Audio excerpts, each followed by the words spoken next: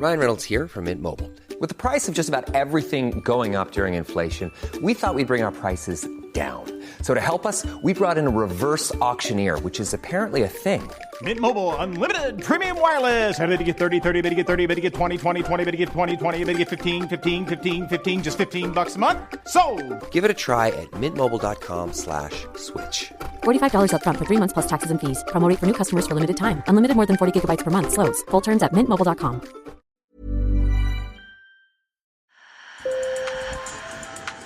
Bonjour. Hello. Hola. Marhaba bikoum. Sur le fil. Le podcast d'actu de l'AFP. Des nouvelles choisies pour vous sur notre fil info. Avec près de 32% des suffrages aux élections européennes, le Rassemblement national a atteint un score record jamais égalé. Et quand on regarde une carte de France, elle est quasiment de la même couleur. Le RN est en tête dans 32 000 communes sur 35 000. Si pendant longtemps le vote Front National devenu RN était périphérique, aujourd'hui il n'est plus à la marge. Jeunes, retraités, urbains, femmes, la sociologie des électeurs s'est lissée. Alors, qui sont ces électeurs ? Comment se sont-ils ralliés à Jordan Bardella ? Pourquoi les femmes votent-elles RN ?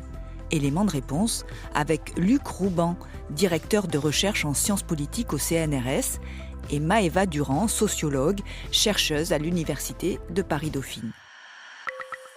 Sur le fil.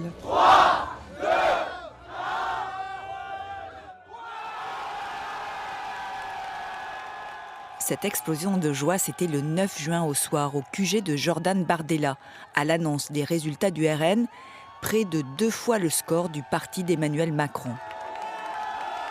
Et désormais, Marine Le Pen, la présidente du groupe RN à l'Assemblée nationale, veut croire que son parti est sur le chemin d'une plus grande victoire encore, au soir du 2e tour des législatives, le 7 juillet.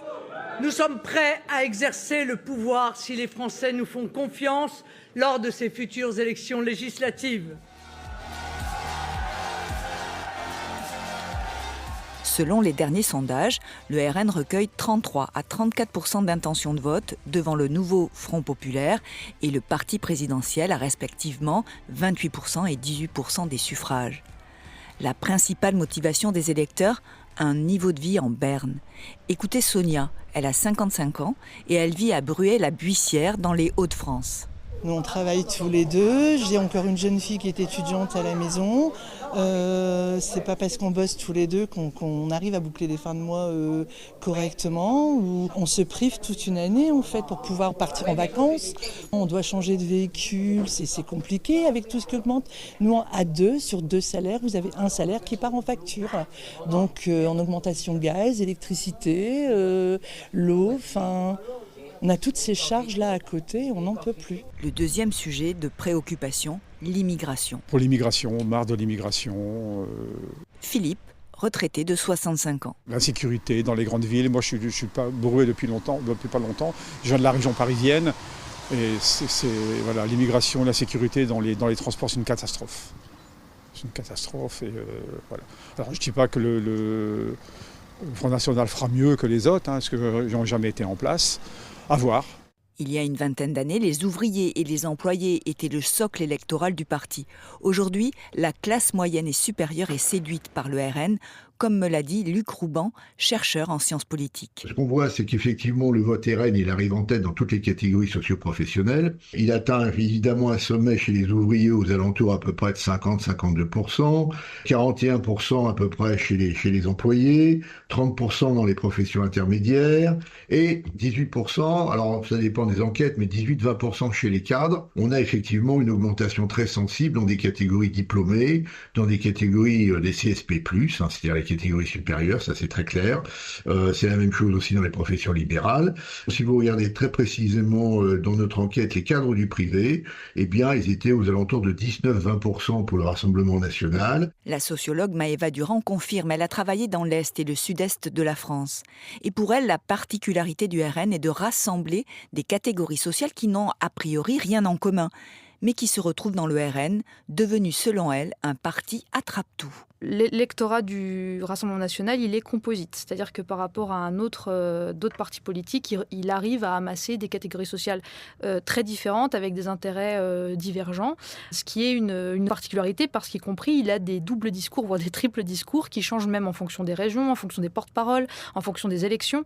Et donc, il y a un effet un peu attrape-tout qui est un peu spécifique à ce parti politique. Selon les chercheurs, tous ces électeurs ont en commun une certaine angoisse existentielle, la crainte d'un déclassement, le sentiment de l'insécurité, d'une immigration qui dilue l'identité française à l'ancienne telle qu'ils l'entendent. Le pouvoir d'achat va jouer beaucoup pour des catégories les plus modestes, mais pour tout le monde, ce qui va beaucoup jouer, ce sont les questions régaliennes, de sécurité, de violence, les questions aussi, je dirais, alors, plus sociologiquement, et ça concerne de plus en plus aussi les gens diplômés, les cadres, des problèmes de mobilité sociale, des problèmes de reconnaissance du travail, le sentiment finalement d'être victime de la mondialisation. C'est aussi désigner la question de l'ennemi commun. En fait, il est décliné après sous, je pense, plein de politiques. L'ennemi commun, c'est l'étranger, et c'est l'étranger parce qu'il pique notre travail, mais il pique aussi les aides sociales, et puis il est dangereux pour nos femmes. Il y a ce côté-là aussi où en fait, finalement, les immigrés en tant que bouc émissaire vont être désignés comme étant responsables de tous les problèmes, dont les problèmes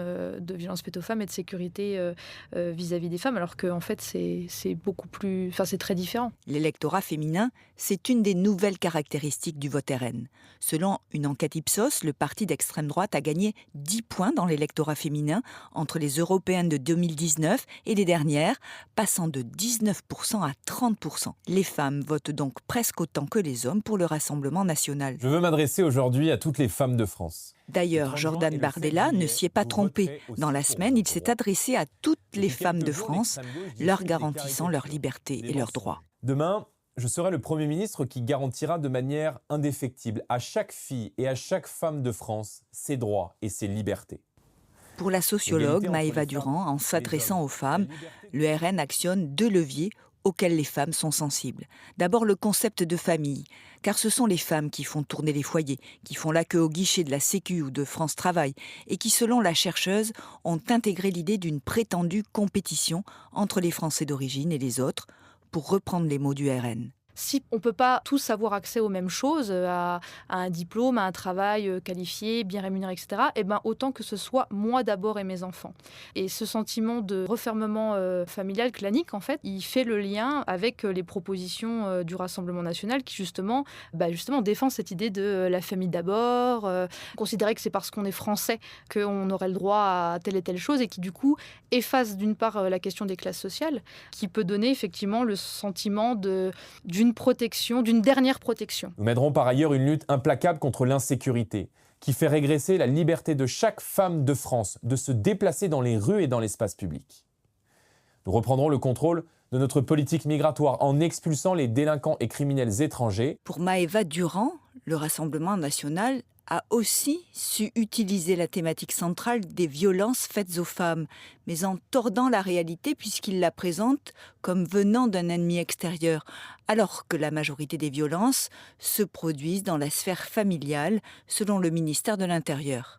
Un débat qui est de déplacer la question des violences faites aux femmes sur l'extérieur du foyer, donc notamment le harcèlement de rue, etc., qui est à tort associé à la question des hommes de classe populaire et en plus qu'on va désigner comme étant d'ascendance immigrée.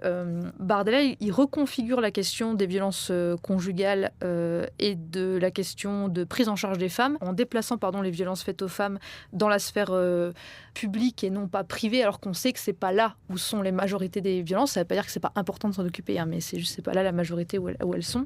Ça, c'est quelque chose qu'on retrouve depuis 2012, je dirais. 2012, c'est à cette date, justement, que Marine Le Pen prend la tête du Front National, permettant au parti de son père de changer d'image, en surfant sur son statut de femme divorcée, battante, qui élève ses enfants seule. Marine Le Pen, elle est présentée comme une femme indépendante, comme quelqu'un de sympathique, et du coup, elle passe pour une jeune génération comme une femme qui se veut parler aux femmes et en particulier qui défend la question de la préférence nationale en matière d'aide sociale. Et ça, je pense que c'est quelque chose où il y a un rapport genré à la politique qui joue, puisque les femmes, elles ont à charge majoritairement le fait de s'occuper des aides sociales pour la famille et le foyer. Et donc, quand c'est un parti qui propose de dire qu'il y a une préférence nationale vis-à-vis des aides sociales, ça peut parler à des femmes qui sont en charge de ces aides sociales et qui sont dans des situations de précarité. Merci de nous avoir écoutés. Sur le fil revient demain. Je suis Emmanuelle Bayon. Si vous avez aimé cet épisode, alors mettez-nous plein d'étoiles. À bientôt.